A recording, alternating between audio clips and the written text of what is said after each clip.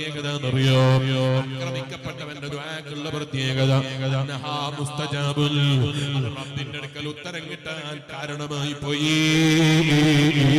അതുകൊണ്ട് തന്നെ വഅദ് കേൾക്കുന്ന മുസ്ലിമേ, ഒരാളോടും അക്രമം ചെയ്യാൻ പാടില്ല. ഒരാളോടും അക്രമം ചെയ്യാൻ പാടില്ല.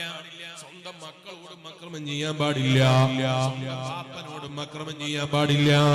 വഅദ് കേൾക്കുന്ന പെങ്ങന്മാരെ, ഇത്രയും കാലം ആവശ്യമുള്ള എല്ലാ ചെലവിനും എല്ലാ സൗകര്യങ്ങളും എല്ലാം ഒരുക്കി തന്ന് ഓറ്റി വളർത്തിയ ബാപ്പയുണ്ടല്ലോ, ആ ബാപ്പ ഇഷ്ടപ്പെടാതെ, ബാപ്പ പൊരുത്തപ്പെടാതെ ഏതോ പുരുഷന്റെ കൂടെ ഇറങ്ങിപ്പോകുന്ന സ്വഭാവമുണ്ടല്ലോ. എന്റെ വയല് കേൾക്കുന്ന പെങ്ങളെ, മുസ്ലിമിന് ഭൂഷണമല്ല.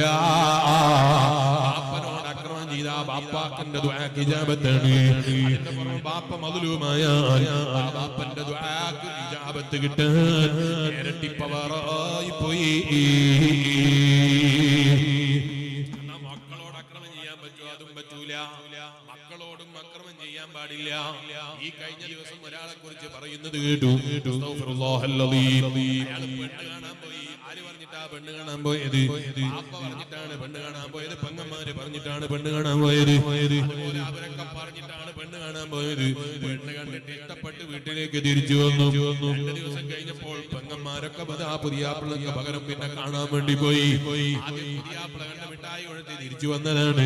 പെങ്ങന്മാര് പിന്നെ തിരിച്ചു വന്നിട്ട് പറഞ്ഞു, നിനക്ക് പറ്റിയ പെണ്ണല്ല, നിന്റെ അത്ര ഭംഗിയില്ലാത്തതുകൊണ്ട് അവളെ കെട്ടാൻ പറ്റൂല.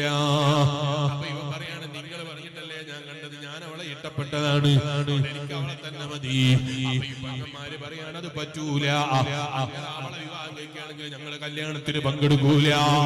ഓ എന്റെ വയല് കേൾക്കുന്ന ഉപ്പ, എന്തിനാ പിന്നെ അന്യപുരുഷനെ നീ പെണ്ണ് കാണാനയച്ചത്?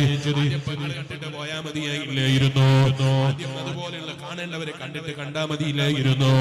അങ്ങനെയും നീ അക്രമം ചെയ്യാൻ പാടില്ല.